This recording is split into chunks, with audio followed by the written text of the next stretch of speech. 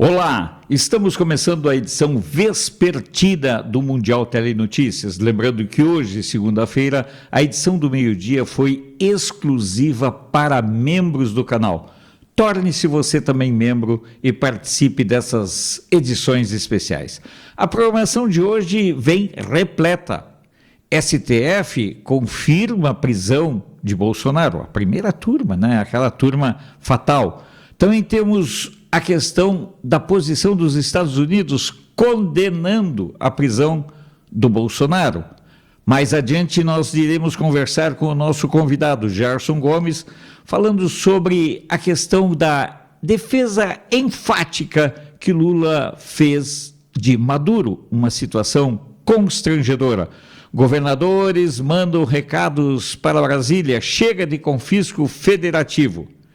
E para encerrar a nossa viagem pelo mundo das notícias, nós iremos conversar sobre a situação das eleições no próximo domingo, dia 30, em Honduras, eleição em turno único, com muitos riscos e acusações de supostas tentativas de fraude, e também o segundo turno das eleições presidenciais no Chile, que acontecem no dia 14 de dezembro. Mas agora vamos ao recado do nosso colaborador, o Andrei. Me chamo João, moro na cidade de Santarém, do estado do Pará. E eu comecei a tomar esse produto. Eu sentia muitas dores nas pernas, nas articulações, nas juntas. Aquela dor que incomodava porque não conseguia dormir, não tinha posição para ficar, entendeu? Eu sentia essas dores constantes, principalmente à noite, na hora de dormir. Mas depois que eu passei a tomar esse produto, Articulac, graças a Deus, hoje as minhas pernas não doem mais como era antigamente. Passaram essas dores das juntas, aquela dor que incomoda, sabe? Você não tem posição, você coloca de um jeito, coloca do outro e aquela dor, ela continuava. Mas agora, graças a Deus, eu não sinto mais nada. Muito bom o produto. Que alegria mais uma vez aqui para poder falar desse produto que é um espetáculo, o Articular, que com certeza é o produto que vai acabar com o seu sofrimento, você que convive com a dor. E a gente acabou de ouvir mais um depoimento, é mais uma pessoa e nós fazemos questão de mostrar aqui a verdade. Esse produto é extremamente funcional. É para você que já tomou de tudo, já fez uso de remédio, anti-inflamatório, antibiótico, já fez suplementação e mesmo assim não resolveu a sua dor. A dor não passa, a inflamação não vai embora, artrite, artrose, você que tem desgaste, fibromialgia, aquele problema com a bursite que impede até você de pentear o cabelo, você que tem uma rotina muito puxada, trabalha bastante, mas infelizmente está vendo o seu rendimento ir por água abaixo e a gente não pode aceitar a conviver com a dor, porque a dor nada mais é do que um alerta que o nosso corpo nos dá de que algo está errado. E a dor, ela desanima, ela deixa a gente para baixo, ela deixa a gente com insônia, com estresse, com ansiedade e não dá para aceitar a conviver com algo que nos destrói. Se você tem dor, você precisa conhecer o Articular, que eu vou explicar para você o que esse produto ele vai fazer. Esse produto, como ele tem todas as propriedades medicinais que um profissional de saúde recomenda para quem sofre com dor, ele se torna um produto premium, ele se torna um produto altamente tecnológico e o bacana é que ele tem uma nanotecnologia que consegue identificar aonde é o local do desgaste, aonde é o local da inflamação e carrega os seus poderosos nutrientes até esse local, fazendo o resultado ser na primeira semana de uso. É isso aí que você ouviu. Você que sente dor crônica, você vai ter resultado na primeira semana de uso. E isso acontece por conta da sua rica fórmula que esse produto carrega. Tem uma alta concentração de condroitina, magnésio, cúrcuma, vitamina D, cartilagem C2 e o principal de tudo é que ele é um produto rico em ácido hialurônico ortopédico. E quando eu falo do ácido hialurônico ortopédico, eu estou falando de algo que hoje substitui a cirurgia. Pois é, nós temos que aproveitar a evolução da medicina, a tecnologia a favor da medicina. Esse produto é o que mais tem de tecnológico na ortopedia. Não é à toa que, segundo a Anvisa, somos o melhor produto ortopédico do Brasil. Então você que está me ouvindo, que sente dor crônica, que precisa melhorar o seu rendimento, precisa descansar, precisa fazer os afazeres do dia a dia, mas não está conseguindo, eu vou fazer uma promoção hoje imperdível para você. Somente para os 100 primeiros telespectadores que ligarem a partir de agora. Hoje eu estou fazendo a queima de estoque, então aproveita, porque hoje é o dia. O telefone é esse aqui, ó, 0800 591 4391, 0800 591 4391. Aproveite hoje a queima de estoque para os 100 primeiros telespectadores, entrega imediata, pagamento só para dezembro. É isso aí, você paga só em dezembro e recebe o produto agora, que vai resolver a sua dor na primeira semana de uso. Então aproveita e ligue agora, 0800 591 4391, 0800 591 4391. E atenção, para quem ligar agora, além da promoção de queima de estoque hoje, vai ganhar de presente um tratamento capilar. É isso aí, o Arc Hair vai de presente para você ligando agora. Você que tem problema com queda de cabelo, você que tem alopecia e precisa de um produto altamente tecnológico que vai na última camada do couro cabeludo, estimulando o crescimento de novos fios, é o Arc Hair, o produto certo. E você ligando, é presente para você. 0800 591 4391. Ok, obrigado Andrei, obrigado a vocês que apoiam, contribuem e viabilizam a manutenção desse canal. É muito importante apoiar os anunciantes. Também é fundamental para nós que você se torne membro. Vamos em frente? Para a surpresa de ninguém, a primeira turma do Supremo Tribunal Federal decidiu, nesta segunda-feira, manter por unanimidade a prisão do presidente Bolsonaro, ex-presidente, né? A decisão da primeira turma confirma a posição assumida pelo ministro Alexandre de Moraes. O julgamento ocorreu em sessão no plenário virtual, uma sessão extraordinária. Havia expectativa de que talvez pudesse acontecer algum voto divergente, mas com a saída do Fux da primeira turma, unanimidade garantida. É muito importante que todos nós tenhamos compreensão dos ritos que estão sendo adotados e das etapas que estão sendo queimadas. Temos as imagens gravadas no sábado pela Polícia Federal na casa do ex-presidente Jair Bolsonaro. A filmagem mostra um diálogo entre Bolsonaro e a diretora adjunta da Secretaria de Administração Penitenciária do Distrito Federal, Rita Gay. Fica evidente que houve uma tentativa de queimar a tornozeleira, mas também fica evidente a tranquilidade de Bolsonaro. Nenhum sinal de tentativa de fuga. Veja as imagens. Equipamento 85916-5.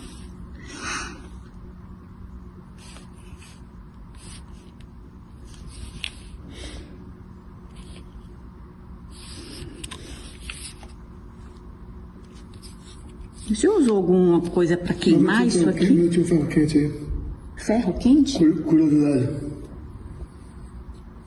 Que ferro foi? Ferro de passar? Não, ferro de solda. Ferro de solda, aquele que tem uma ponta? Sim.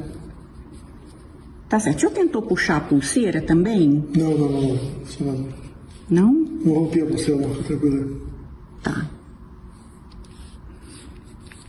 Pulseira aparentemente intacta, mas o case violado. Que horas que o senhor começou a fazer isso, seu Jair? Já final da tarde. Final da tarde? Tá certo. Essa tampa chegou a soltar ou não? Não soltou, não. Tô limpando aqui, vai. Boa noite, tudo bom? Joia. Entre os parlamentares de oposição, o final de semana foi de muitas conversas, muitas críticas e muitas reuniões. Para o líder do Partido Liberal na Câmara, deputado Sóstenes Cavalcante, Alexandre de Moraes revelou mais uma vez seu grau de psicopatia. Escutem o que o deputado Sóstenes falou. Alexandre de Moraes hoje mostra a sua psicopatia em alto grau. Prendendo no dia 22, justamente o número do partido, um homem inocente, que reviraram a vida dele toda e não acharam um roubo sequer, é a maior injustiça da história. Presidente Bolsonaro, nós estaremos sempre ao seu lado. Um abraço, força neste momento e todos nós vamos reagir à altura dos acontecimentos. Na avaliação do deputado Coronel Tadeu, a prisão de Bolsonaro não é para responsabilizar um indivíduo, mas sim uma prisão política com o uso das instituições. Escute. É uma prisão política, um sinal claro da falência das instituições que deveriam proteger o cidadão, mas hoje se utilizam de seu poder para esmagar quem ousa levantar a voz.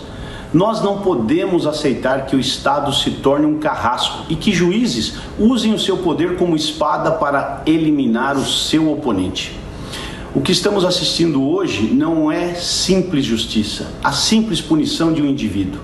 É uma afronta à nossa liberdade. E aceitar essa prisão arbitrária é consentir que amanhã qualquer voz da oposição possa ser silenciada. E não é sobre Bolsonaro que eu estou falando. Eu estou falando sobre todos nós e o futuro da nossa nação. O deputado gaúcho Sanderson, do PL, reforçou que a prisão não tem nenhum embasamento jurídico e que Moraes passou de todos os limites. O parlamentar disse que o Congresso precisa reagir e a melhor forma é votando o projeto de anistia. Para dar limite aos abusadores da República, o Congresso Nacional precisa agir e nós vamos agir para que Jair Bolsonaro pare de sofrer perseguições e seja, como está sendo, injustiçado covardemente. Temos parlamentares exilados fora do Brasil porque aqui são perseguidos, ameaçados de prisão. Isso é algo absurdo que nós não podemos aceitar e, aliás, esses abusos acontecem sob o olhar complacente do Congresso Nacional. Nós temos buscado a tal da anistia já há 3 anos. Agora chegamos no limite. Semana que vem nós vamos, presidente Hugo Mota, semana que vem nós precisamos e vamos votar o projeto de lei de anistia para acabar com essas injustiças absurdas que temos todos os dias presenciado. Já o deputado Evair de Mello foi além. Na avaliação do parlamentar, a prisão de Bolsonaro é uma cortina de fumaça para esconder os problemas que estão acontecendo neste governo. Veja. Em uma semana, onde é revelado os maiores escândalos do sistema bancário brasileiro e que tem familiares de ministros do STF envolvidos. A COP da corrupção, da falta de liderança do Brasil, ainda pega fogo por incompetência e incapacidade desse governo de realizar grandes eventos. Cada dia mais, o esvaziamento da base do governo Lula, da CPI do roubo dos aposentados, mostra a conivência do governo com esse crime. O rombo dos Correios, a irresponsabilidade fiscal, juros altos, a inflação batendo na nossa porta. E o sistema querendo se manter. Por isso, é claro, usa essa prisão preventiva do Bolsonaro para poder esconder todas essas mazelas. A perseguição não é só contra Bolsonaro. É contra um Brasil conservador, um Brasil tradicional de valores, um Brasil que tem no trabalho o caminho para construir a sua prosperidade. Isso não interessa ao sistema. Quem está posto aí tanto no Executivo quanto no Legislativo, acham que está bom para eles assim. Por isso não aceitam nenhum tipo de mudança. O caminho mais fácil, tirar Jair Messias Bolsonaro, o grande líder, da frente desse movimento. Mas nós não vamos parar aqui. Pode ter certeza que essa prisão é uma energia a mais, para que possamos nos levantar a todo instante, repudiar essas ações do STF e encontrar nas ruas, conversar com os brasileiros. E com toda certeza, os advogados estão seguindo os caminhos jurídicos e nós daremos as respostas nas urnas nas próximas eleições. Importantíssimo tais manifestações. O senador Jorge Seife, de Santa Catarina, fez uma reflexão. Para ele, o que o ex-presidente conseguiu construir no Brasil, nenhuma prisão domiciliar, cautelar, de qualquer ordem, pode segurar ou destruir. Escutemos. A prisão do presidente Bolsonaro é mais uma tentativa de esmagar a voz de quem ousou, com coragem, enfrentar o sistema e expor aquilo que muitos preferiram durante muito tempo manterem oculto para nós. Mas há algo que nenhum decreto, nem cela e nenhuma narrativa é capaz de apagar. A consciência despertada de um povo que hoje voltou a acreditar em honra, em liberdade, em pátria e a erguer a bandeira do Brasil. O Brasil que ele ajudou a reacender. Não se rende, nem se curva, não se vende, tampouco se intimida. Somos brasileiros que não aceitam viver mais de joelhos. Somos a resistência de um país que ainda, com tudo que está acontecendo, acredita em justiça verdadeira. Somos a força de quem não tem medo algum de dizer a verdade. E que fique muito claro, nós não estamos sós. Nós somos muitos, somos milhões. Somos uma nação despertada. Pois é, vamos agora analisar todas essas situações, todas essas implicações com o nosso analista, especialista em geopolítica, em estratégias de atuação, o nosso amigo, nosso comentarista Gerson Gomes. Na sua avaliação, Gerson, é uma cortina de fumaça? É uma cortina duradoura? Como você avalia todo esse quadro que nós temos aí diante dos nossos olhos? Boa tarde, sejas bem-vindo. Boa tarde, Alfredo, uma alegria te encontrar no ar. Nosso âncora está de folga, pegou uma semana de descanso, mas é uma oportunidade que eu tenho de estar conversando com você, que eu tenho muito prazer, e eu tenho certeza que a nossa audiência aprecia muito essa oportunidade, porque nós atuamos em programas e dias diferentes, e quando a gente se encontra é muito bom. Vamos lá. Deixa eu tentar endereçar o que você me provocou sobre dois aspectos. Primeiro, eu gostaria de frisar que houve sim uma coincidência de data ali do dia 22, muita gente atribui isso a uma perversidade, a uma mente até psicopata, haja vista que nós já tínhamos a experiência da multa dos 22 milhões e que as preparações para a decretação dessa prisão foram feitas com antecedência. Ou seja, já havia um trabalho da Polícia Federal se antecipando ao que poderia acontecer ali no dia 22. Mas eu vou um pouco além, porque muita gente diz que o ministro Alexandre de Moraes, ele, embora tenha essa capacidade de ardilosamente ter escolhido uma data, mas, na verdade, ele cometeu alguns equívocos ou alguns descuidados, faltou-lhe um pouco de zelo quando escreveu a ordem de prisão do presidente Bolsonaro. Por quê? Alguns desses aspectos, eles notoriamente são aspectos inconstitucionais e que chamam a atenção, inclusive da opinião pública mundial, para um regime de exceção, ou pelo menos para uma situação muito exótica que o brasileiro está enfrentando. Vamos ver, eu vou ler só dois trechos da ordem que o ministro Alexandre de Moraes expediu. A primeira é que ele faz uma sustentação dizendo o seguinte, que havia uma convocação para uma vigília feita pelo filho do presidente, o senador que fez essa convocação para uma reunião ecumênica, de oração, e o Flávio Bolsonaro foi citado da seguinte forma, preste atenção, embora a convocação de manifestantes esteja disfarçada de vigília para a saúde do réu, Jair Messias Bolsonaro. Peraí, como é? O juiz está afirmando que a vigília era disfarçada de uma intenção religiosa de orar e de clamar pela saúde do réu? Vamos continuar. A conduta indica repetição do modus operandi da organização criminosa liderada pelo referido réu, no sentido da utilização de manifestações populares criminosas. Opa, peraí. Então, além de assegurar que se tratava de uma falsa vigília, ele ainda diz que essas manifestações populares são criminosas. Como assim? A nossa Constituição, ela prevê a manifestação em locais públicos, inclusive sem o uso do anonimato e, no caso em especial, totalmente pacífica. Então, de onde ele tirou essa afirmação? Mas ele não para aí. Com o objetivo de conseguir vantagens pessoais.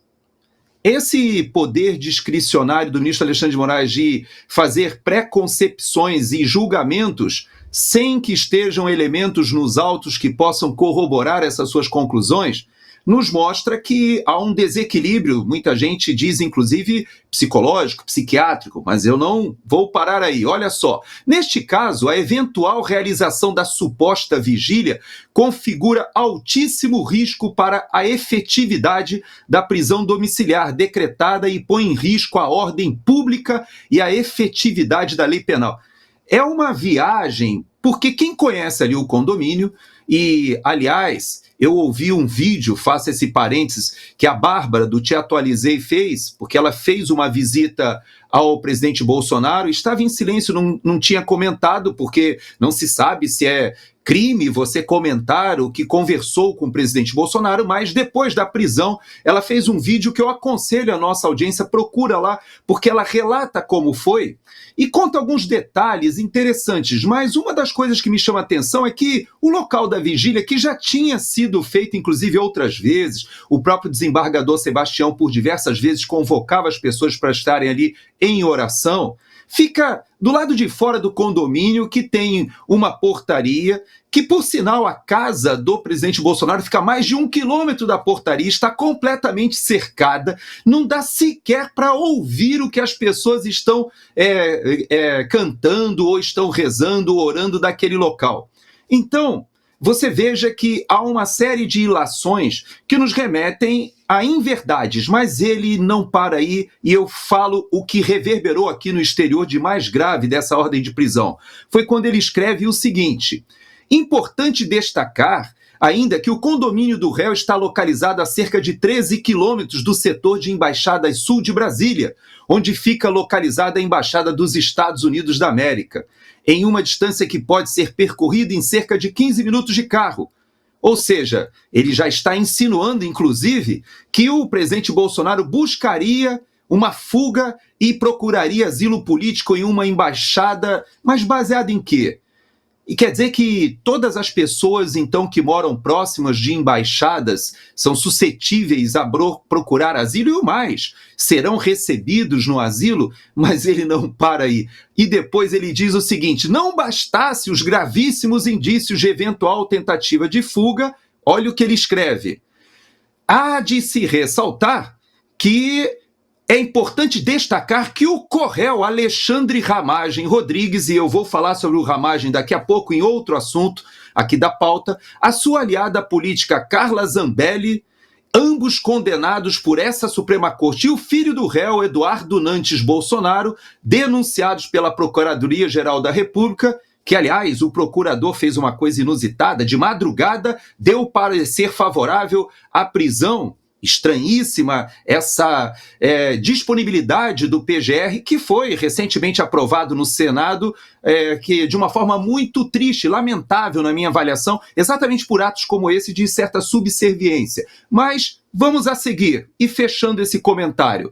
E também se valeram da estratégia de evasão, ou seja, esses deputados federais se valeram da estratégia de evasão do território nacional com o objetivo de se furtar a aplicação da lei penal. Então você veja que ele termina ainda essa minha intervenção citando 3 deputados federais, Carla Zambelli, Eduardo Bolsonaro e, agora mais recentemente, o deputado federal que também é delegado da Polícia Federal, que também foi diretor da Agência Brasileira de Inteligência, e ele o cita, o Alexandre Ramagem, como 3 parlamentares que estão no exílio. Estão no exílio e ele não, com certeza, ousará pedir a extradição aos Estados Unidos, por exemplo, onde está o Eduardo Ramagem, porque ele sabe que os Estados Unidos já se manifestaram em relação a esse assunto, de que não somente ele é um sancionado por violações de direitos humanos, mas pior do que isso, porque os Estados Unidos, até nesse documento, fica notório que se trata de uma perseguição política, haja vista que são 3 deputados federais, inclusive tanto o Eduardo Bolsonaro como a Carla Zambelli, com votações de milhões. A Zambelli foi a mulher mais votada, foi a deputada federal que só perde para o Eduardo ali em São Paulo, mas a mulher mais votada como deputada federal na última eleição. Então você veja que há um estado de exceção na visão de quem olha do exterior, e o próprio ministro Alexandre de Moraes, ele corrobora essa posição com o que ele escreve nas suas decisões. Bom, Gerson, fica claro que o ministro sancionado, o ministro relator, é um excepcional ficcionista, porque são verdadeiras peças de ficção que ele elabora. Ele não elabora, você percebe, ele vai juntando, parece uma coisa de Samuel Beckett, desses autores de obras do absurdo, porque verdadeiramente ele já tem uma decisão pautada, né, Gerson? Ele tem claramente uma decisão de prender e de cercear o Bolsonaro. O que ele busca depois é apenas recheio. Isso é uma situação que vulnerabiliza até o Estado, o que resta do Estado democrático de direito em nosso país, né, Gerson?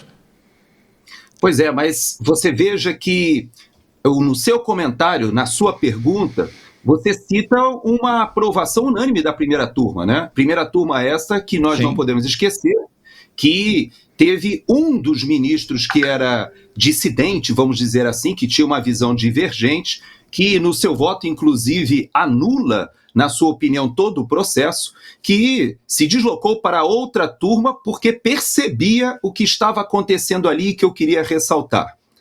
Hoje, no Brasil, uma pergunta que qualquer pessoa se faz é a seguinte: qual o poder que essa primeira turma do Supremo Tribunal Federal tem para fazer executar essas ordens com tantas ilegalidades, arbitrariedades, inclusive com crimes de responsabilidade cometidos pelo ministro Alexandre de Moraes, que já foram debatidos à exaustão nas redes sociais e nos programas jornalísticos como este aqui.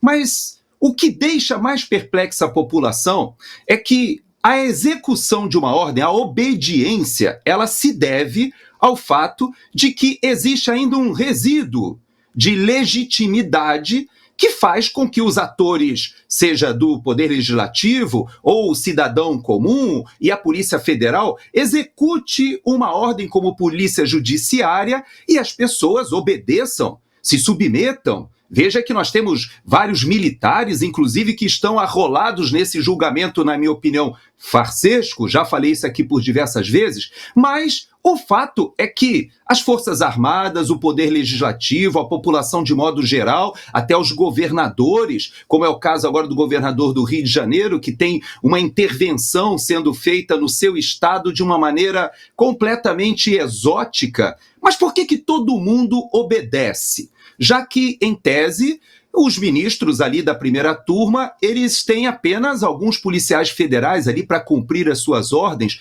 Como eles conseguem impor essa vontade sobre a população? Porque existe, sim, existe um resíduo de legitimidade.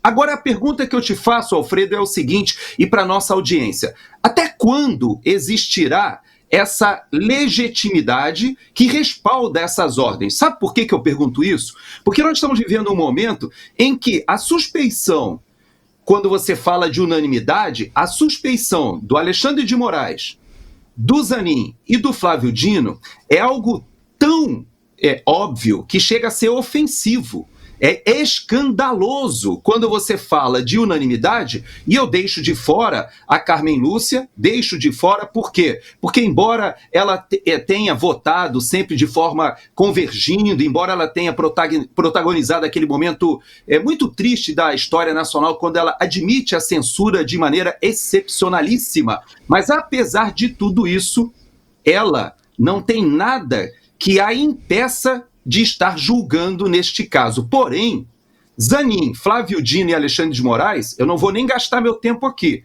porque a suspeição dos três é tão óbvia, tão evidente, que chega a ser escandalosa para qualquer país que observe, para qualquer pessoa do poder jurídico. E eu digo para você que essa é a minha maior preocupação, Alfredo. Hoje, perigosamente, essa legitimidade do Supremo Tribunal Federal, ela está cada vez mais sendo erodida. E ela vai sendo drenada de uma forma que daqui a pouco nós teremos uma situação em que não haverá respeito pelo Poder Judiciário. Por quê? Porque essa falta de autocontenção e de vergonha na cara, de você julgar um desafeto político. Flávio Dino chegou a dizer que o Bolsonaro era o próprio demônio.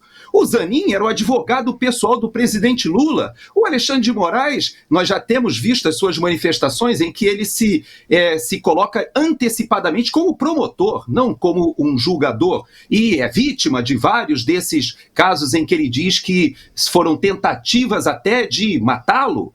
Então você veja que é tão esdrúxula essa situação desse julgamento, de um julgamento eminentemente político, Alfredo, que eu te digo, não há legitimidade para que haja obediência republicana ao que emana da Suprema Corte do país. E isso é muito perigoso. Isso nos remete a uma crise institucional que é latente. E o ministro Fachin, o atual presidente do STF, tem essa responsabilidade, viu, Alfredo? Porque o momento é muito grave. Exatamente. E esse momento muito grave repercute também nos Estados Unidos, Gerson, que condenam a prisão de Bolsonaro. Na noite de 22 de novembro, ou seja, na noite de domingo, na noite de sábado ainda, né? A Embaixada dos Estados Unidos no Brasil publicou em seu perfil oficial no X uma declaração contundente do Departamento de Estado americano assinada pelo vice-secretário Christopher Landau. No texto, os Estados Unidos se dizem profundamente preocupados com a prisão preventiva do ex-presidente Jair Bolsonaro, classificada como provocativa e desnecessária, já que ele estava em prisão domiciliar com tornozeleira eletrônica, vigilância policial reforçada e restrições severas de comunicação. A nota acusa o atual ministro Alexandre de Moraes de violar normas de autocontenção judicial e de politizar o processo, expondo o STF brasileiro ao descrédito internacional.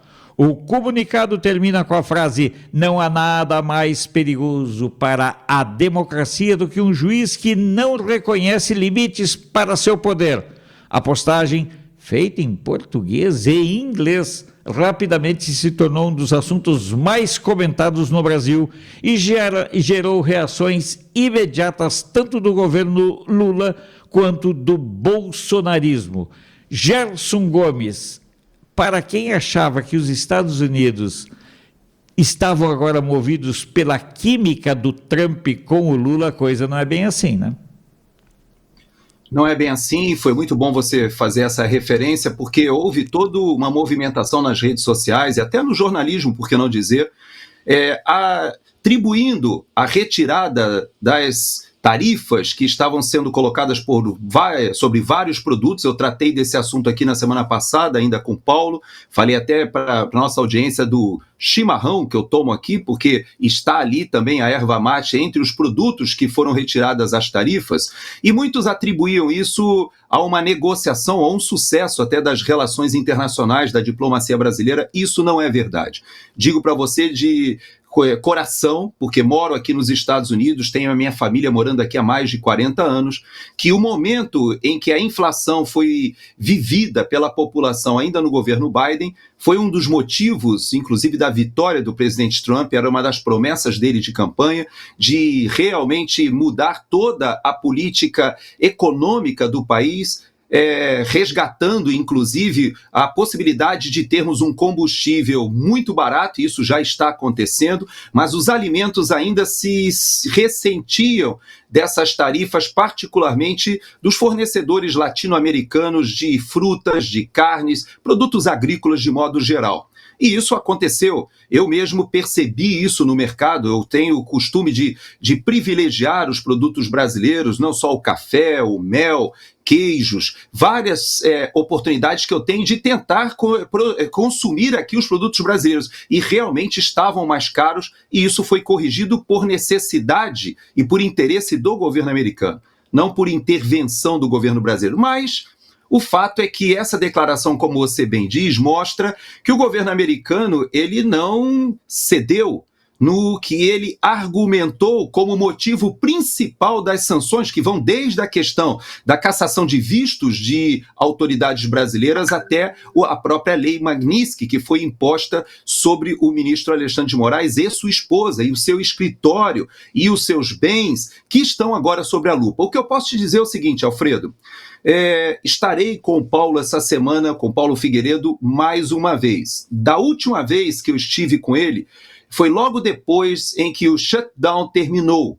Ou seja, nós tivemos aqui nos Estados Unidos um período em que a aprovação do orçamento estava ainda em litígio, o governo federal parado, e isso deu uma esfriada, inclusive nas reuniões que o Eduardo Bolsonaro e o próprio Paulo Figueiredo tinham junto com o Departamento de Comércio, com o Departamento de Justiça, com o Departamento de Tesouro e com o Departamento de Estado.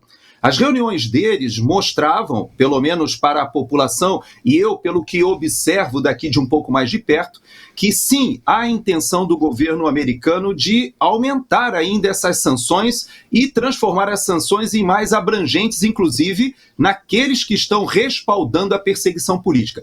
Me parece, Alfredo, como você bem disse, em comunicados em português e inglês, que eu nunca vi, eu me lembro de décadas em que eu estive acompanhando as relações internacionais do Brasil, esse tipo de postura ostensivamente contrária de uma representação diplomática no Brasil, que inclusive nem designou ainda o embaixador para o Brasil, tamanho o momento. É possível até que a nossa embaixadora aqui nos Estados Unidos seja chamada ou até mesmo seja retirada a sua credencial. Há uma possibilidade das relações, inclusive, estarem piorando depois desse momento em que a gente está vivendo. Eu não vou antecipar nada sobre isso, mas eu digo para você que a situação hoje das sanções no Brasil, elas estão até piores. E te digo que não por causa da questão comercial, porque a questão comercial, a bem da verdade, nós todos sabíamos que a população, os empresários estavam sofrendo. Os colombianos, por exemplo, pediram para o presidente Trump não fazer o que ele fez com o Brasil. E ele cedeu, ele não atribuiu tarifas ou mesmo não foi à população, aos empresários. Por quê? Porque ele sabia que ele poderia focar na cúpula, e foi assim que foi feito pelo governo americano. E eu acho que é o que vai acontecer com o Brasil, viu, Alfredo? Há um reajuste, me parece, na estratégia. Nas próximas semanas a gente vai saber o que vai acontecer com o Eduardo, com o Paulo, agora reforçados pela presença do Ramagem aqui, e tudo leva a crer que essas atitudes do ministro Alexandre de Moraes, elas só colocaram mais vigor ainda, ou mais atenção, ou colocaram uma lupa sobre a situação do Brasil. É claro que os Estados Unidos têm preocupações no mundo inteiro. Tem a questão da guerra na Ucrânia, que está sendo resolvida agora. Existem questões da faixa de Gaza que precisam ser resolvidas com quem vai administrar. Existe a própria questão de que o presidente dos Estados Unidos tem se colocado como intermediador de vários conflitos no mundo, mas uma coisa eu posso te dizer, essa colocação de meios militares agora ao norte da América do Sul não é algo normal e, mais do que isso, não é algo rotineiro. Isso não vai acabar bem. Posso dizer para você que nós vamos tratar sobre isso daqui a pouquinho, que a posição do Brasil vai ficando cada vez mais complexa no que diz respeito da relação com a principal economia, com o principal país do nosso hemisfério. É muito, muito interessante, Gerson, observar uma aparente insanidade ou irresponsabilidade ou leviandade do Lula. Veja bem, Lula defendeu a Venezuela e atacou o Trump. O continente deve ser zona de paz. Olha só, nesse domingo, dia 23, ao desembarcar de volta ao Brasil após o G20 em Joanesburgo, África do Sul, Lula deu declarações fortes sobre a crise Venezuela e Estados Unidos. Defendeu o governo Maduro, acredite. Disse que a Venezuela tem direito à sua soberania e anunciou que vai procurar Donald Trump pessoalmente para evitar uma guerra no Caribe. Onde esse cara está com a cabeça, se é que ainda tem? Não faz sentido ter guerra agora, o Caribe tem que continuar sendo zona de paz. Hã? Olha só, afirmou o presidente, criticando o esforço militar americano na região e lembrando que o Brasil compartilha 2.200 quilômetros de fronteira com o país vizinho. Tanto assim que, de vez em quando, tropas, exército venezuelano entram em terras brasileiras e o Brasil não faz nada. A fala veio no momento em que crescem os temores de intervenção dos Estados Unidos após Trump voltar a chamar Maduro de ditador e ameaçar novas sanções ou ações mais duras, inclusive contra o cartel de Los Soles. Gerson Gomes, o Lula não se emenda, né? Verdadeiramente me parece que o Lula tem horas que chuta o pau da barraca com os dois pés ao mesmo tempo, hein? Pois é, mas o que pode aparentar ali uma certa coragem, na verdade, na minha avaliação, denota um certo desespero do presidente Lula, e eu vou explicar por quê. Quando ele tem essa reação, essa preocupação, eu digo que a preocupação dele é legítima e necessária. Por quê? O presidente Lula, ele fundou a estrutura política, a base política do que nós vemos na América Latina hoje, envolvida com o que os americanos agora rotularam de narcoterrorismo. Vamos lembrar, quando Lula e Fidel Castro fundam o Foro de São Paulo, eles tinham um planejamento de transformar a América Latina em uma espécie de reprodução, e isso foi gestado logo depois da queda do Muro de Berlim, ou seja, a debacle da União Soviética, e eles gostariam de ter aqui, ou aí, né, eu que falo agora dos Estados Unidos, olhando para o Sul, eles planejavam ter uma América Latina reproduzindo uma área socialista.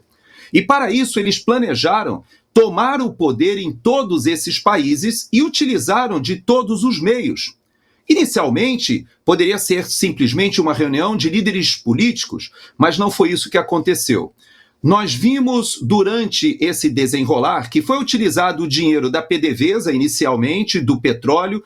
O Chávez se juntou a essa iniciativa e com muita vontade, ele que foi eleito inicialmente de uma maneira legítima e se dizendo alguém que lutaria pelo seu povo, ele aderiu a um processo ou um projeto comunista, socialista, inventou a ideia do socialismo bolivariano, do socialismo do século XXI e usou a estrutura da PDVSA, ou seja, do petróleo, para financiar. Só que nós tivemos uma dificuldade, inclusive, do funcionamento da própria PDVSA e da queda do preço do petróleo, e o narcotráfico foi utilizado. Que narcotráfico é esse? Precisamos entender.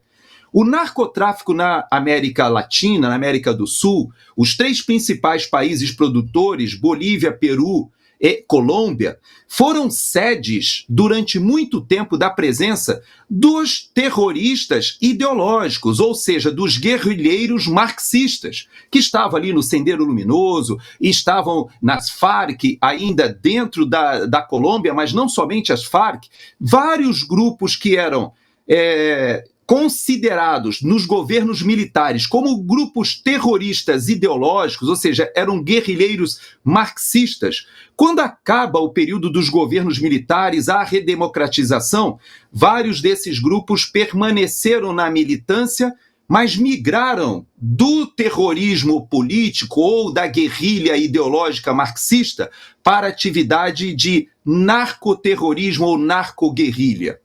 O próprio presidente hoje da Colômbia é alguém que vem desse movimento de narco-guerrilha. Então, há uma migração da militância ou da atividade armada de guerrilha ideológica para uma atividade armada que se miscuiu com crime, com o narcotráfico. No começo, eles financiaram várias dessas campanhas e o Brasil, por intermédio de Lula e do BNDES, como nós vimos na Lava Jato, financiou várias dessas eleições também, recebeu dinheiro também do narcotráfico. E esse dinheiro do narcotráfico e do BNDES, que foi empregado fora do Brasil, financiando obras de infraestrutura, como hidrelétricas, aeroportos, portos, metrôs, várias dessas obras nós vimos na Lava Jato, a própria Odebrecht, que foi condenada porque o Supremo Tribunal Federal pensa, talvez alguns dos seus integrantes, que a Lava Jato ela foi desmontada, as pessoas foram descondenadas, os acordos de leniência foram desfeitos, a Nadine Heredia foi trazida, esposa do Ollanta Humala, foi trazida do Peru ao Brasil, e agora ela se sente num porto seguro, porque o próprio STF diz que todos esses crimes agora não podem mais ser considerados, porque o Supremo Tribunal Federal entendeu que foi tudo investigado ou com um vício de origem, lá na 13ª Vara com Sérgio Moro em Curitiba. Pois é, só que essas pessoas, elas foram condenadas com crimes legítimos, elas foram condenadas no exterior, fizeram acordos de leniência. E o que acontece? É que todo esse movimento foi conhecido por alguém muito importante que chama-se Marco Rubio, o primeiro secretário de Estado da história dos Estados Unidos latino e que é descendente de cubanos e que sabe dessa história toda que eu contei para vocês agora e que eu relembrei. E o que acontece? Quando você coloca as Forças Armadas hoje para conterem o cartel dos sóis, Alfredo, eles não estão preocupados somente com a Venezuela. Eu posso te assegurar que existem tropas militares do lado do Pacífico, contendo o narcotráfico que sai da Colômbia para o México. Eles colocaram tropas em toda a sua fronteira do México hoje e fecharam a fronteira. As tropas, a inteligência militar, digo para você, estão mais preocupadas hoje não somente com a Venezuela, mas com toda a atividade do narcoterrorismo nos países produtores.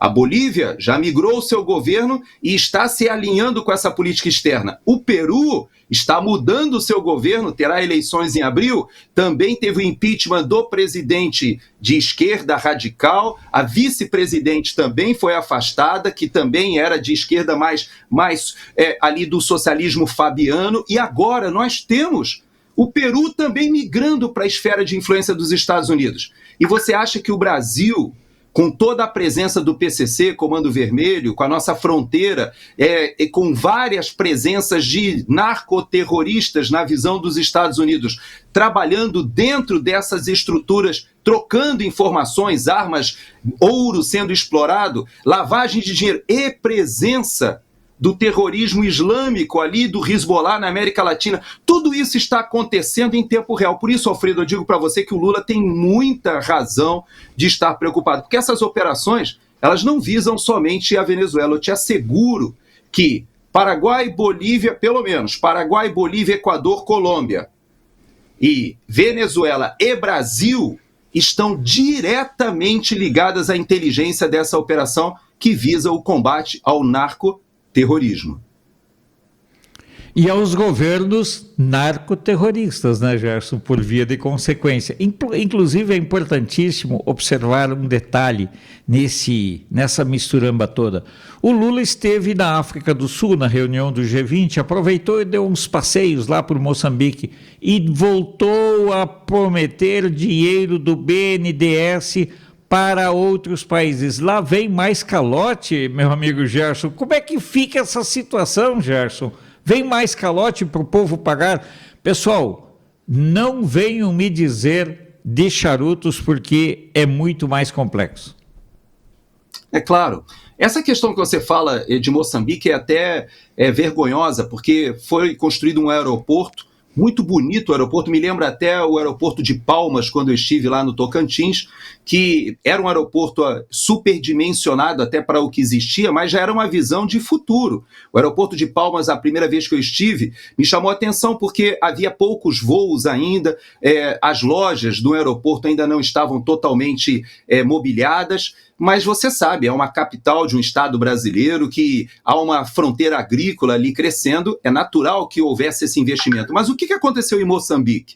O aeroporto que foi financiado pelo BNDES e que uma empreiteira brasileira executou a obra, e que dessas obras a própria Odebrecht já confessou à época, o amigo do meu pai, né, aquela estrutura que nós vimos que foi montada no STF para travar aquilo que o Marcelo Odebrecht contava sobre a Odebrecht criou um departamento de obras estruturadas, que na verdade era um departamento de propina, inclusive com um servidor no exterior, que autorizava os níveis hierárquicos dentro da Odebrecht a pagar propina, e parte do dinheiro que era colocado pelo BNDES para financiamento dessa exportação de engenharia do Brasil, na verdade, era desviado para as contas do PT no exterior e financiava a campanha. O ministro Gilmar Mendes, quando à época ainda se considerava um opositor político ligado ao PSDB, chegou a dizer que o PT colocou tanto dinheiro no exterior com esses desvios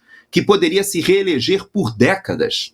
Pois essa promessa de voltar a investir ali em Moçambique ou até em Angola e outros países, quem sabe, da América Latina, da América do Sul, eu digo para você que é mais retórica, por duas razões. Primeiro, nós já sabemos, o BNDES já sabe o que aconteceu, e segundo, o momento que a gente vive hoje é um momento de reedição da crise econômica que nós vimos com a Dilma Rousseff. Hoje nós não temos mais dinheiro sobrando no Brasil para esse tipo de investimento, e digo mais, hoje nós já temos pelo menos os outros países atentos, o que é a corrupção que o governo Lula 1, 2 e Dilma 1,5 promoveram.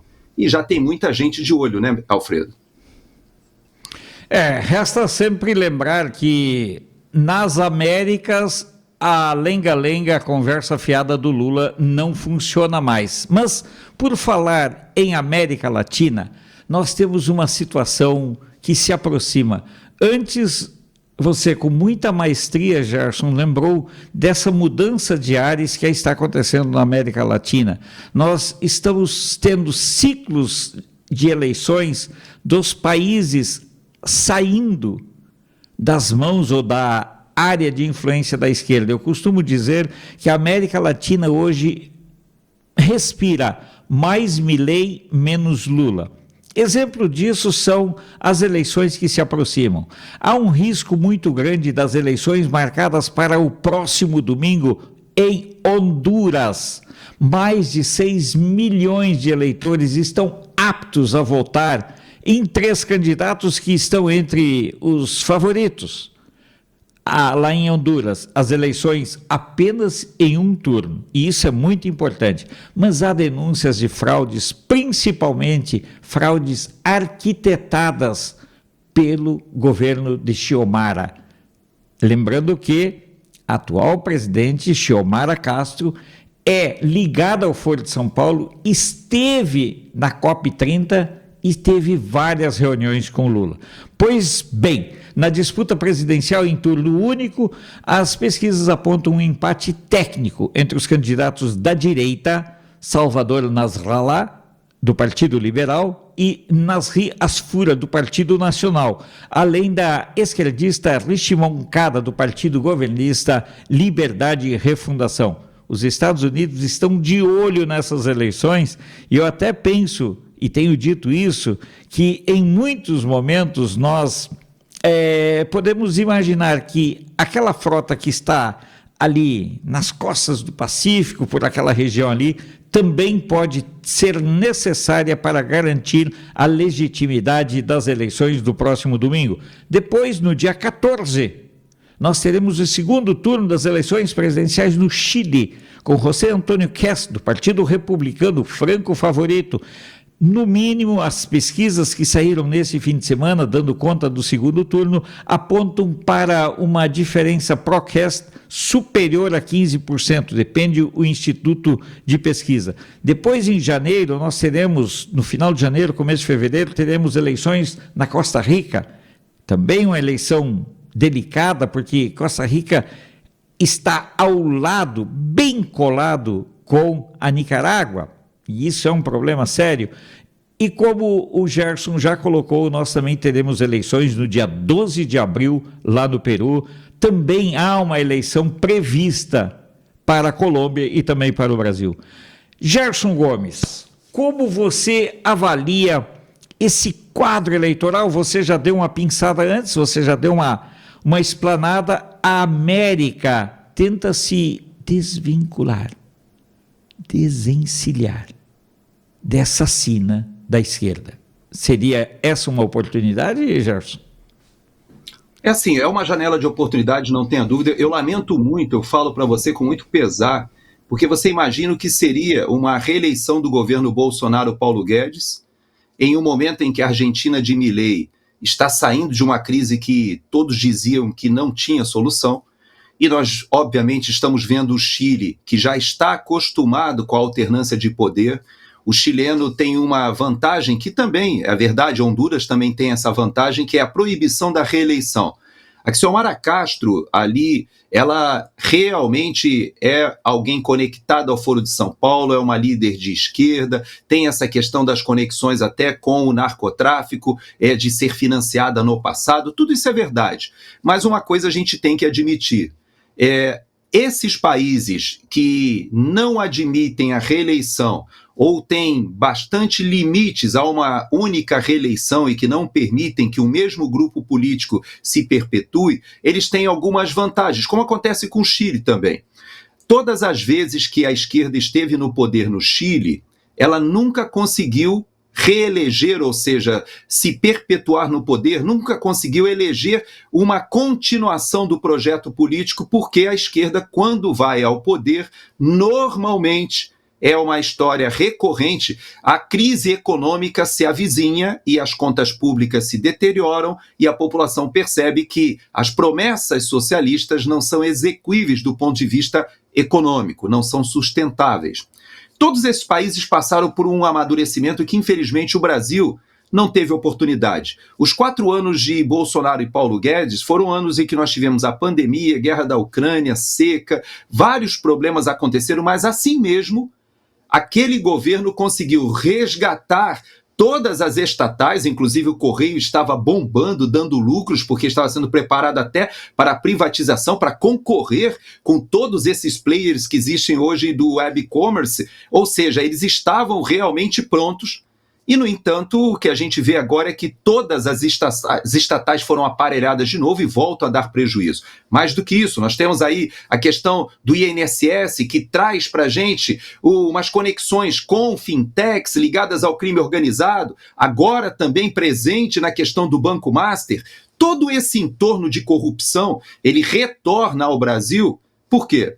Porque o brasileiro, infelizmente, nós não tivemos a oportunidade que vários desses países, até Honduras já teve, porque a Xiomara Castro, ela foi eleita como oposição. A bem da verdade, havia um governo ali na América Central também corrupto. A América Central tem muita dificuldade com a presença dos Estados Unidos. Então, quando você fala dessa presença militar, eu digo para você, Alfredo, que de certa forma é até contraproducente, porque o pessoal ali é meio traumatizado com a presença dos Estados Unidos, a presença militar. Por exemplo, o Equador teve um plebiscito agora no final de semana, junto com o primeiro turno do Chile, no qual eles rejeitaram a possibilidade de ter uma base americana em território equatoriano, uma base militar permanente. Por quê? Porque todos os países da América do Sul, inclusive o Brasil, eu sou militar, eu sei que existe uma desconfiança com os Estados Unidos. E por que isso mudaria? E aí eu digo para você qual é a janela de oportunidade que eu lamento que o Brasil está perdendo. É porque o governo Trump não é um governo imperialista e muito mais do que isso, é um governo soberanista que diz que cada país deve procurar os interesses do seu próprio país. E essa janela de oportunidade que o Donald Trump está dando em relação ao Brasil, por exemplo, ele olha o que está acontecendo com o Bolsonaro e fala, isso fizeram comigo. Eu sei exatamente o que é a instrumentalização do poder judiciário para a perseguição política, porque o Trump viveu isso aqui nos Estados Unidos. Então eu digo para você que hoje ele utiliza a expressão econômica junto com a expressão política, junto com a expressão militar, com uma maestria que eu não via há décadas. Muito é bem verdade, em função do seu vice-presidente, que escolheu o que é muito bom, e também do seu secretário de Estado, que obviamente sabe o que acontece na nossa região. Então eu digo para você que o futuro dos Estados Unidos, se conseguirem realmente se livrar disso que você chama dessa mancha globalista de esquerda, vai ter influência em toda a América Latina. E a política externa do governo americano está oferecendo isso. Você viu o que o Scott Bessent, que é o secretário de Tesouro, fez de ajuda a Milei para que ele pudesse consolidar o projeto de reerguer a Argentina. Isso está sendo feito com o Equador também, porque o Noboa, que era um garoto, um jovem, o principal candidato foi assassinado pelo narcoterrorismo no Equador 2 semanas antes da eleição. E o Noboa, que estava em 4º lugar, acaba vencendo, depois é reeleito e agora está combatendo o narcotráfico com a ajuda dos Estados Unidos também. O Chile vai nessa mesma direção. Eu te garanto que os chilenos já têm muita maturidade. Eles viram o que o Boric fez. Propôs uma constituinte, queria mudar a Constituição, queria acabar com o sistema bicameral, extinguindo o Senado, queria acabar com a polícia militar, os carabineiros de Chile, que são super conceituados. Ou seja, apertou demais, foi uma extrema esquerda, assustou a classe média e hoje o chileno vai retornar. Eu te digo, Alfredo, que a América Latina toda, do jeito que está se configurando, antes da eleição de 2026 no Brasil, sabe qual será o único país ainda socialista ou com governo, vamos dizer assim, socialista em toda a América do Sul? Uruguai. Porque o Uruguai, o pequenino Uruguai, acabou de ter eleições agora, experimentou um governo do Lacalle Pou excelente, era considerado talvez o melhor presidente da América do Sul, mas quis fazer a alternância, que é legítima, não tem problema. Quer namorar um pouquinho com a esquerda, quer passar um pouquinho de sacrifício ali, ou de fazer esse contraponto, isso é legítimo. Mas o Brasil não passou por isso, porque no Brasil nós estamos diante de uma força que tenta extinguir um movimento, um espectro político legítimo, quer acabar com a oposição, quer acabar com o principal líder da direita no Brasil e o principal líder da direita de toda a América Latina. Eu te digo que assim como o Milei foi aplaudido na posse do Paz ali na Bolívia, o Bolsonaro, se não tivesse submetido a essa vergonhosa perseguição, ele teria ido lá e ele seria ovacionado junto com o Milei.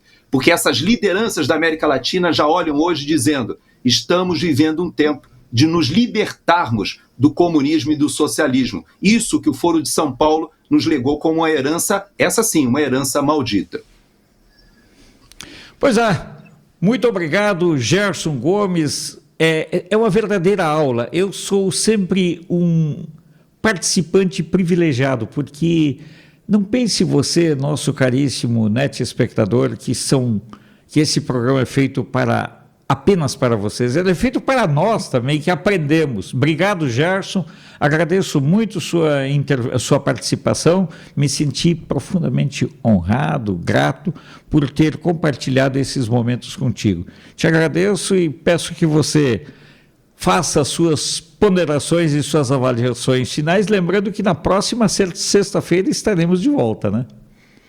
Vamos sim, se nada de muito impressionante acontecer, a gente tem, obviamente, a iminência de uma operação militar em território venezuelano, e quando eu fiz a afirmação de que a eleição de outubro no Brasil não encontrará mais nenhum país na América do Sul governado pela esquerda, com exceção do Uruguai, obviamente é porque eu projetei que na Colômbia haverá eleições e que o grupo do Gustavo Petro não conseguirá se reeleger, ou seja, não conseguirá permanecer na Colômbia, e eu acredito que, obviamente, o Edmundo González estará já no governo em breve. Eu espero que o povo venezuelano consiga fazer essa transição de modo pacífica, apoiada, obviamente, pelos Estados Unidos, e que a América Latina aproveite essa janela de oportunidade do governo Trump, porque ele usa o poder econômico como principal ferramenta. E eu digo para você, o Brasil, Alfredo, tem todas as condições e as melhores condições de estar surfando essa onda, porque nós somos superavitários com a China, somos deficitários, ou seja, compramos mais coisas dos Estados Unidos do que vendemos, temos o mercado americano aberto para a gente, somos um país que é aliado extra-OTAN, ou seja, com toda a indústria de defesa aberta para a gente. Nosso programa espacial se refazendo agora com um lançamento de um foguete coreano, o nosso agronegócio podendo estar inserido e alimentando 1/5 do planeta, e tudo isso está sendo desperdiçado por opções equivocadas, na minha avaliação, de trazer de novo a quadrilha ao local do crime. Nós precisamos virar essa página, Alfredo, precisamos virar essa página. Muito obrigado, Gerson, e eu agradeço a você, meu caríssimo netespectador que nos acompanhou nessa edição. É um motivo de gratidão, satisfação e muita alegria. Não tenho o brilho nem a competência do Paulo, mas te garanto que, tal qual como o Paulo, nós temos também o mesmo comprometimento em buscar, em levar para vocês informação, opinião com responsabilidade. Nós nos vemos de novo nesta terça-feira, ao meio-dia, na primeira edição, e depois, às 5:45, como sempre acontece, na edição vespertina. Um grande abraço, fiquemos com Deus e não tenhamos a ousadia de desistir do Brasil. Um abraço, até amanhã. Um abraço, Gerson.